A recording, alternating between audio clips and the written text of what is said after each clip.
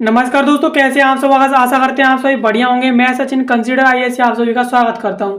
दोस्तों, हाल ही में C-295 जो प्लेन है, जिसे अब भारतीय वायुसेना में जो भारतीय सेना है उसमें शामिल होने वाला है।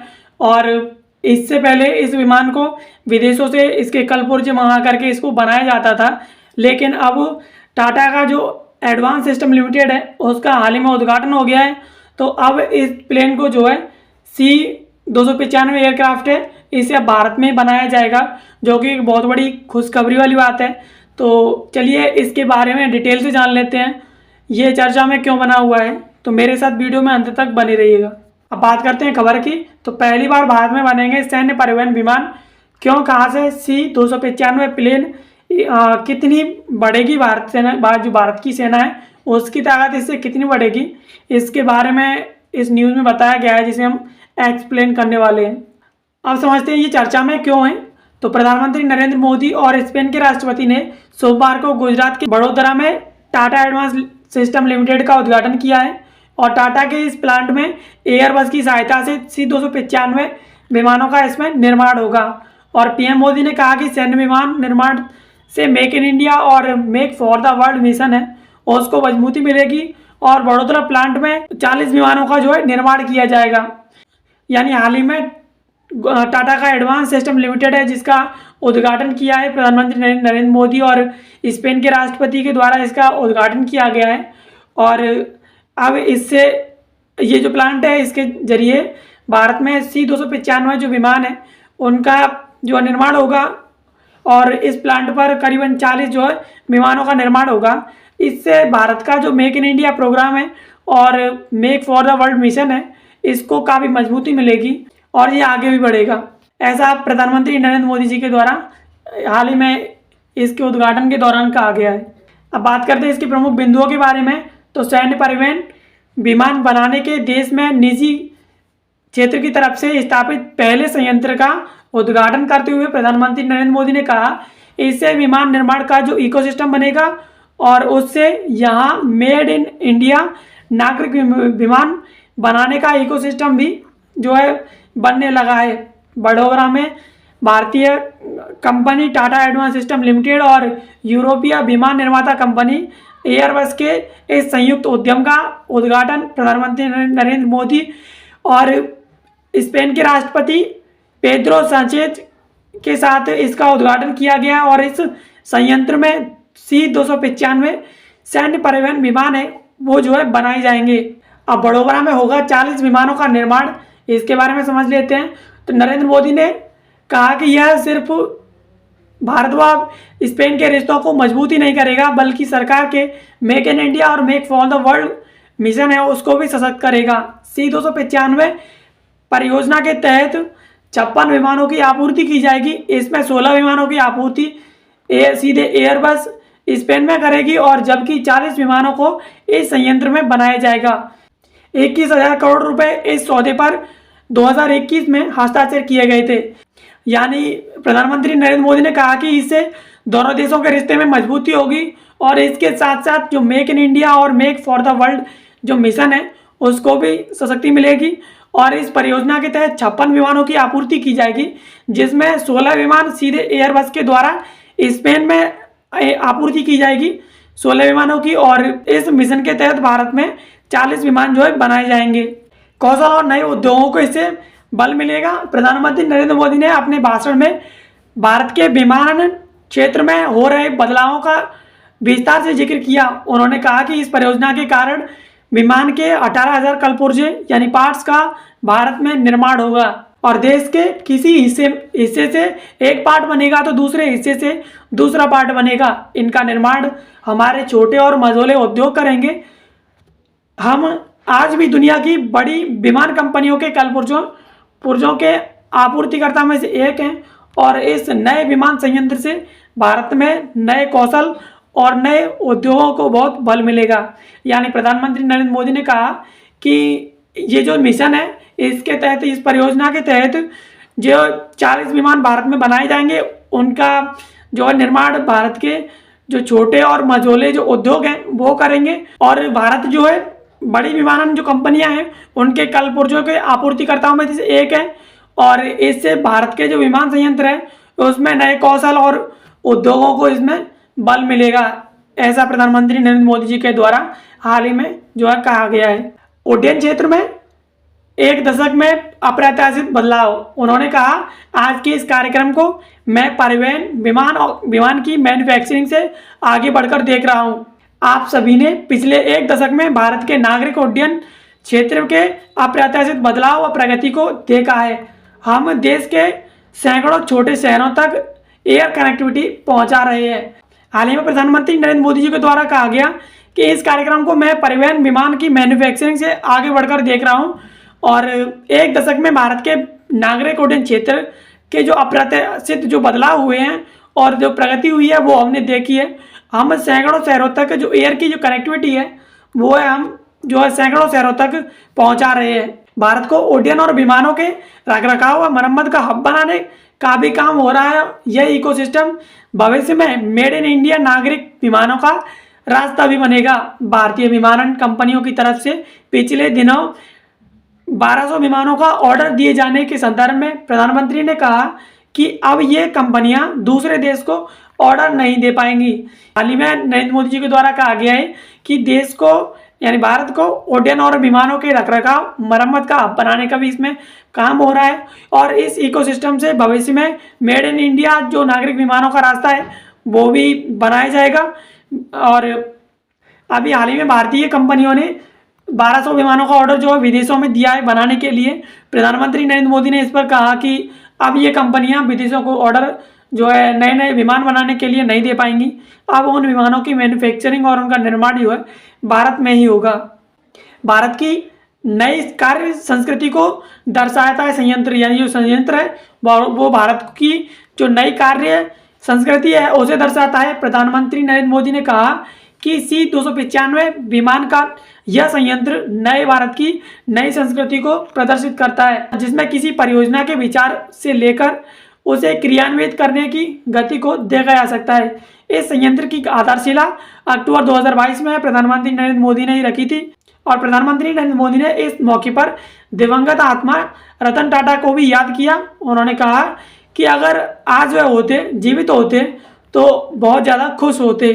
यानी प्रधानमंत्री नरेंद्र मोदी ने हाल ही में जिस संयंत्र का उद्घाटन किया है उसकी आधारशिला प्रधानमंत्री ने ही अक्टूबर 2022 में रखी थी, जिसका अब हाल ही में उद्घाटन जो है प्रधानमंत्री के द्वारा ही किया गया है। और प्रधानमंत्री ने इस मौके पर जो हमारे रतन टाटा साहब हैं उनका भी जो है उनको भी याद किया, कहा कि अगर आज वो जीवित होते तो बहुत ज़्यादा खुश होते और हजारों रोजगार होंगे सृजित। यानी मोदी ने कहा एयरबस और टाटा के इस संयंत्र से हजारों रोजगार सृजित होंगे। बाद में विदेश मंत्रालय ने बताया कि इस संयंत्र में 3000 लोगों को सीधे और इससे जुड़ी कंपनियों के जरिए 10,000 लोगों को इसमें रोजगार मिलेगा। प्रधानमंत्री ने कहा कि यह रक्षा निर्यात में भारत की स्थिति को और ज़्यादा मजबूत करेगा। यानी प्रधानमंत्री जी के द्वारा कहा गया है कि एयरबस और टाटा के संयंत्र के इस निर्माण से हजारों रोजगार मिलेंगे। और बाद में विदेश मंत्रालय ने बताया कि इस संयंत्र में सीधे 3000 लोगों को और इससे जुड़ी कंपनियों के जरिए 10,000 लोगों को यानी कुल मिलाकर 13,000 लोगों को इसमें रोजगार मिलने वाला है। और प्रधानमंत्री ने कहा कि यह रक्षा निर्यात में भारत की जो स्थिति है इसे और भी ज़्यादा मजबूत करने वाला है। यानी 10 वर्ष पहले कोई कल्पना भी नहीं कर सकता था कि भारत में इतने बड़े पैमाने पर रक्षा का उत्पादन हो सकता है, रक्षा का जो सामान है उनका उत्पादन हो सकता है। बीते दशक में देश ने अनेक फैसले लिए हैं जिससे भारत में अनेक वाइब्रेंट डिफेंस इंडस्ट्री का विकास हुआ है, निजी क्षेत्र को भागीदारी दी है और सरकारी उपक्रमों को प्रभावशाली बनाया है। यानी प्रधानमंत्री मोदी जी का कहना है कि बीते 10 सालों में कोई कल्पना भी नहीं कर सकता था कि भारत में इतने बड़े पैमाने पर रक्षा और जो सामान है रक्षा सामग्री का उसका जो उत्पादन हो सकता है। और उनके इस फैसले से भारत में वाइब्रेंट डिफेंस इंडस्ट्री का जो विकास हुआ है वो काफ़ी जो है प्रभावशाली है।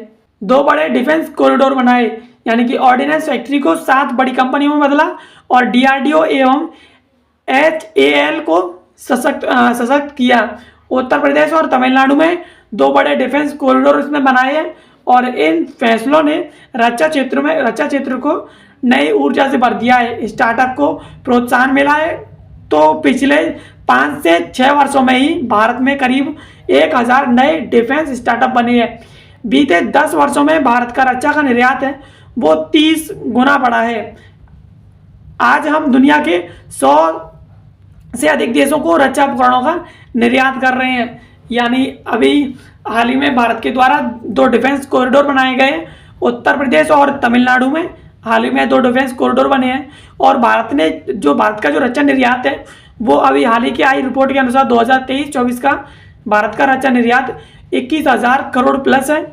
और भारत इस रक्षा निर्यात में 100 से अधिक देशों को जो है उपकरणों का निर्यात कर रहा है, जिसमें भारत ने अभी हाल ही में आर्मेनिया को आकाश जैसी शक्तिशाली मिसाइल का जो है निर्यात किया है। और इसके अलावा फिलीपींस को ब्रह्मोस मिसाइल का निर्यात किया है। और भारत ने जिन देशों को निर्यात किया है उसमें अमेरिका और फ्रांस जैसे देश भी शामिल हैं, जो कि भारत के लिए एक बहुत बड़ी उपलब्धि है, क्योंकि भारत इन देशों से पहले रक्षा सामग्री का आयात करता था, लेकिन अब इन्हीं देशों को भारत जो है निर्यात कर रहा है। अब यूरोपीय कंपनियों के लिए खुलेगा नया मार्ग, सांचेज का कहना है। स्पेन के राष्ट्रपति सांचेज ने कहा कि प्रधानमंत्री नरेंद्र मोदी यह भारत को एक नए औद्योगिक महाशक्ति में बदलने का आपका विजन है। एयरबस और टाटा के बीच यह साझेदारी भारतीय एयरोस्पेस उद्योग की प्रगति में योगदान देगी और अन्य यूरोपीय कंपनियों के आगमन के लिए भी मार्ग खोलेगी। यानी जो स्पेन के राष्ट्रपति हैं सांचेज, उनका कहना है कि प्रधानमंत्री नरेंद्र मोदी ये आपका एक औद्योगिक महाशक्ति में अपने देश को बदलने का विजन है।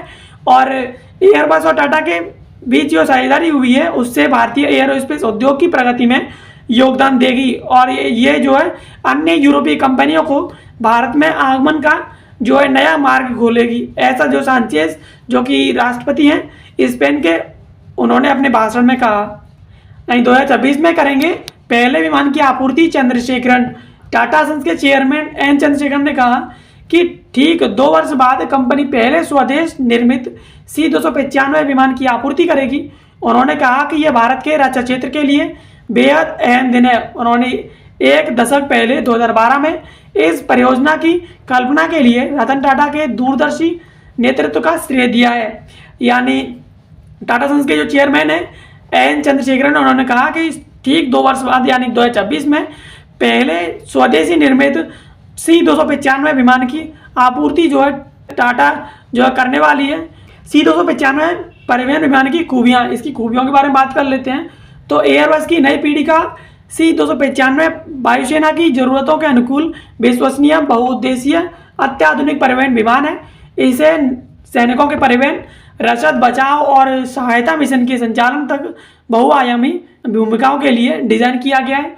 C295 के नाम में C यानी विमान बनाने वाली कंपनी स्पेन की कंपनी CASA का प्रतिनिधित्व करता है और इसके 2 इंजनों को दर्शाता है। बाकी 9.5 टन की इसकी पेलोड की क्षमता है और यह सामरिक एयरलिफ्ट विमान दिन और रात दोनों समय हर प्रकार के मैदान में उड़ने के लिए सक्षम है।